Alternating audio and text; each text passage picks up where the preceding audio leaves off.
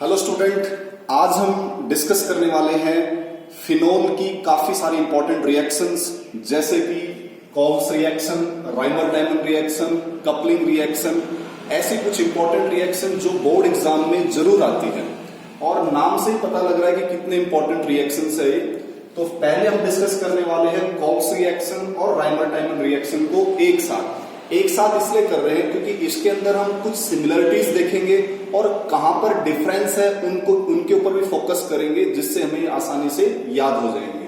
तो पहले हम सिमिलरिटी चेक कर लेते हैं कि दोनों रिएक्शन में सिमिलरिटीज क्या है।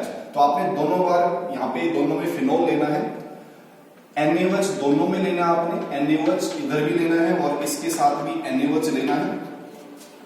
आपने डॉ प्रोसेस पढ़ा था, डॉ प्रोसेस में आपके पास क्या बनता था, सोडियम फिनॉक्साइड बनता था, सोडियम फिनॉक्साइड ONA, इसको बोलते हैं सोडियम फिनॉक्साइड, जिसमें Na प्लस का होता है और ऑक्सीजन किसका होता है, नेगेटिव का। ये कैसे बना, देखो यहाँ पे OH किसका है, नेगेटिव का, और Na कैसा है, प्लस।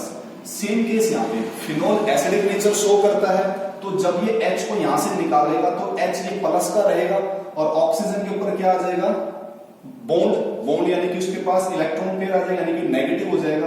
तो यहां से OH और यहां से H ये बाहर निकल जाएगा आपके पास, तो आपके पास Na इस पे जुड़ जाएगा, तो इसको हम बोलते हैं सोडियम फिनॉक्साइड। सेम केस यहां पे बनेगा, यहां पे भी आपके पास सोडियम फिनॉक्साइड बनेगा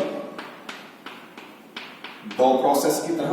अब जो डिफरेंस आएगा उसको नोटिस करना आपने। यहां पे कोल्स रिएक्शन के दौरान आपने CO2 का इस्तेमाल करना है और फिर इसका एसिडिफिकेशन करवाना है H+, ठीक है। अब यहां पे राइमर-डायमंड में आपने क्या करना है कि क्लोरोफॉर्म का इस्तेमाल करना है और फिर एसिडिफिकेशन करवाना है।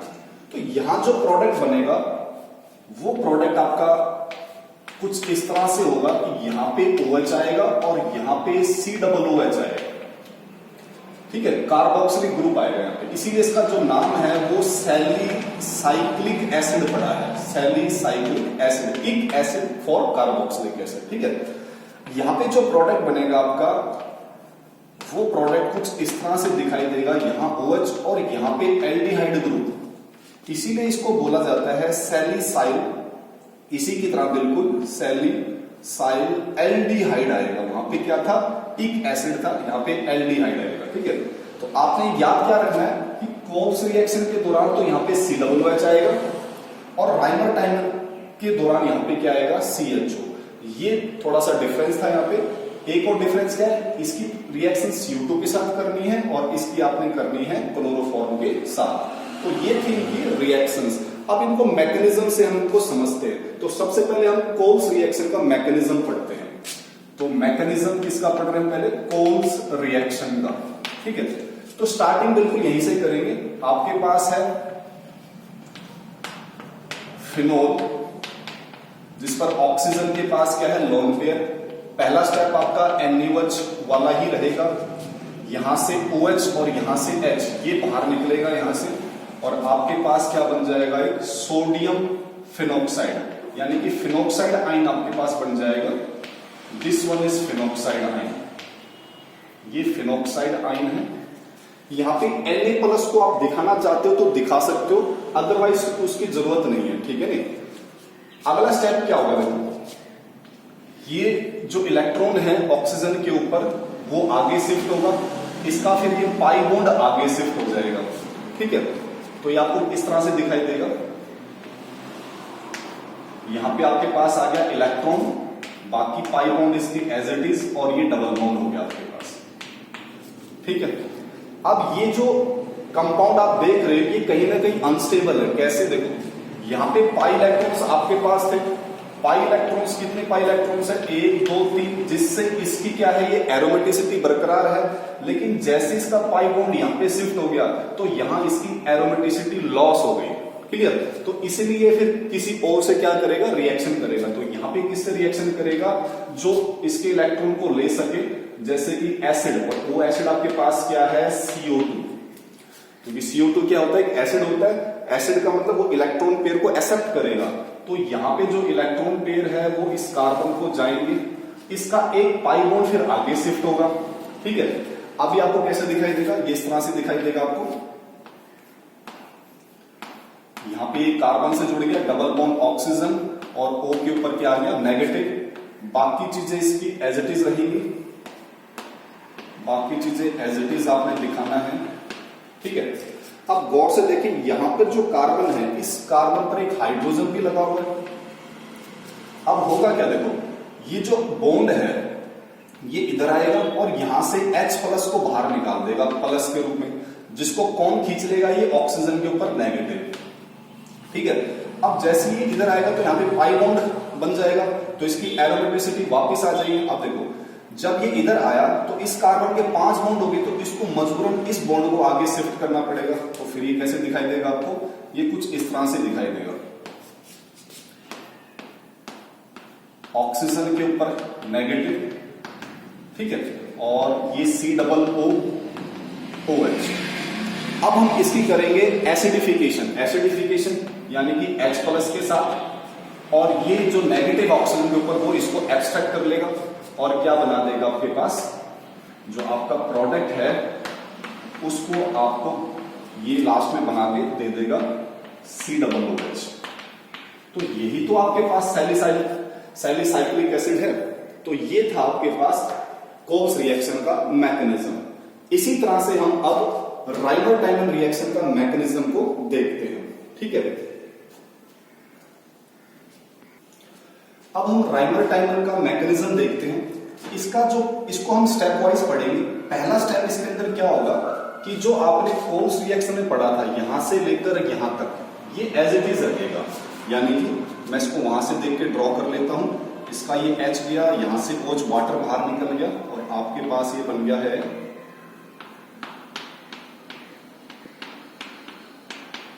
नेगेटिव। फिर ये इधर शिफ्ट हुआ, इसका पाई बॉन्ड इस कार्बन पे शिफ्ट हुआ और फिर ये आपके पास बिल्कुल कोब्स रिएक्शन की तरह ही दिखाई देगा, यहां डबल बॉन्ड, ठीक है। सेकंड स्टेप में आप क्या करो, जो क्लोरोफॉर्म है उस क्लोरोफॉर्म को मैं इस तरह से लिख लेता हूं Cl Cl Cl, ठीक है। अब आपने यहां पे NaOH फिर से यूज करना है और NaOH में से हमें क्या मिलेगा, OH। NaOH में से क्या मिलेगा हमें, ये हमें फ्रॉम NaOH से लिया हमने, ठीक है।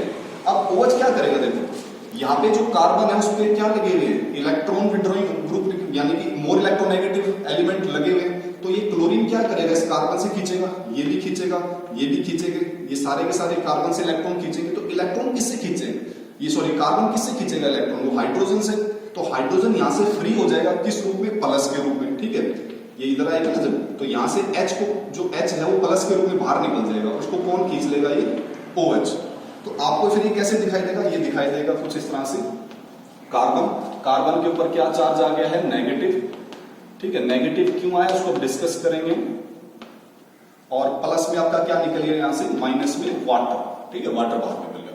अब देखना यहाँ पे माइनस क्यों आया, देखो क्योंकि ये बॉन्ड इधर आ गया, ठीक है। और वैसे भी कार्बन की वैलेंसी कितनी होती है, 4, यानी इसके पास 4 इलेक्ट्रॉन होते हैं, एक इलेक्ट्रॉन, दूसरा, तीसरा, चौथा और पांचवा। क्योंकि एक इलेक्ट्रॉन फालतू आ गया इसलिए इसके ऊपर क्या आ जाएगा, नेगेटिव। वो फालतू किसका आया, हाइड्रोजन का, ठीक है।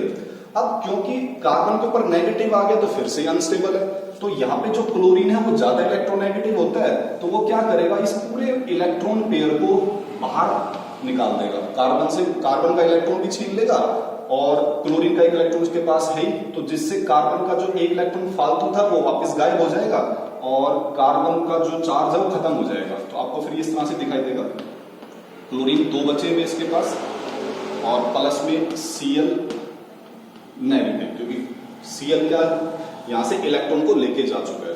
तो ये जो आपके पास कंपाउंड बना है इसको हम बोलते हैं डाइक्लोरोकार्बिन।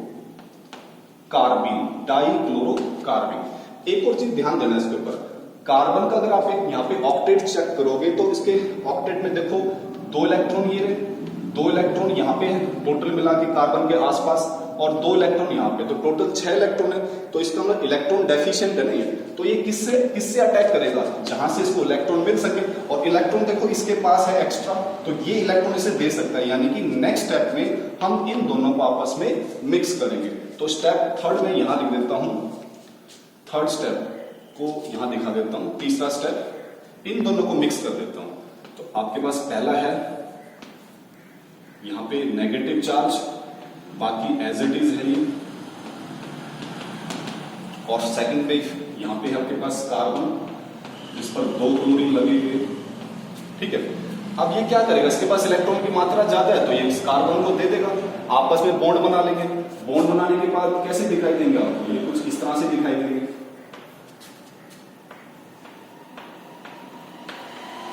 और कार्बन के ऊपर नेगेटिव आ जाएगा क्योंकि कार्बन ने यहां पे इलेक्ट्रॉन को लिया है, ठीक है। इस कार्बन ने से इलेक्ट्रॉन लिए ना बॉन्ड बनाने के लिए, तो इलेक्ट्रॉन लेगा तो कार्बन के ऊपर नेगेटिव आएगा, ठीक है। अब यहां पे देखना, इस कार्बन पे क्या लगा हुआ, हाइड्रोजन लगा हुआ है, सेम पहले की तरह, पहले मैकेनिज्म में भी आया था सर। इसका ये बॉन्ड इधर शिफ्ट होगा और इसका फिर ये बॉन्ड इधर शिफ्ट हो जाएगा। अब यहां से जो हाइड्रोजन बाहर निकलेगा वो इस कार्बन पे लगे हुए नेगेटिव को खत्म कर देगा, यानी कि ये जो कार्बन नेगेटिव है अपने को स्टेबल करने के लिए इस H प्लस को खींच लेगा। तो फिर ये कैसा दिखाई देगा, ये ऐसे दिखाई देगा आपको। मैं इधर लिख रहा हूं, उसके बाद मैं यहां लिख रहा हूं, यहां पे पाई बॉन्ड दोबारा आ जाएगा इसका, और ये ऑक्सीजन के ऊपर नेगेटिव चार्ज, ठीक है। और कार्बन इस पर क्या जुड़ गया, हाइड्रोजन, और 2 Cl एज इट इज, ठीक है। इसके बाद थोड़ा सा जगह की प्रॉब्लम है तो मैं इसको लिख रहा हूं इधर, यहां पे लिख देता हूं मैं।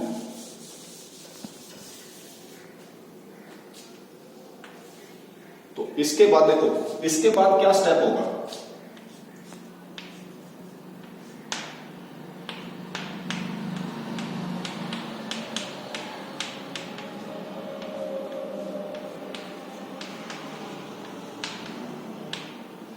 हम इसकी रिएक्शन करेंगे NaOH के साथ। कितने NaOH यूज करेंगे, जितने Cl है, तो 2 बारी Cl है तो 2 बारी आप NaOH का इस्तेमाल करो, ठीक है। 2 NaOH का इस्तेमाल करो, होगा क्या, देखो इसका जो OH है वो इस कार्बन पे अटैक करेगा और Cl बाहर निकल जाएगा। कैसे, देखो आपने न्यूक्लियोफिलिक सब्स्टिट्यूशन रिएक्शन पढ़ी थी, वहां पे आप क्या करते थे, हेलो एल्केन के अंदर आपने पढ़ा था कि भाई ये एल्काइल हैलाइड है और यहां पे कोई न्यूक्लियोफाइल है, तो न्यूक्लियोफाइल किस पे अटैक करेगा, इस कार्बन पे, और इसका X बाहर निकल जाएगा। X यहाँ पे हेलोजन है तो हेलोजन यहाँ पे क्या है, Cl, ठीक है। तो ये इससे जुड़ जाएगा कार्बन से, यानी कि कार्बन से जहां पे पहले X जुड़ा था अब उस पे कौन जुड़ जाएगा, OH। तो सेम स्टेप यहाँ पे करना आपने, ठीक है। तो जहां पर Cl है उसकी जगह पे क्या आ जाएंगे, OH। तो आपका ये प्रोडक्ट कुछ इस तरह से दिखाई देगा, फिर आपको H और OH और OH, बाकी चीजें एज इट इज। अब यहां से देखो, यहां से OH और इसका H, ये क्या निकल गया बाहर, वाटर। तो वाटर जब बाहर निकल गया यहां से, तो अब आपको ये कैसा दिखाई देगा, ये दिखाई देगा आपको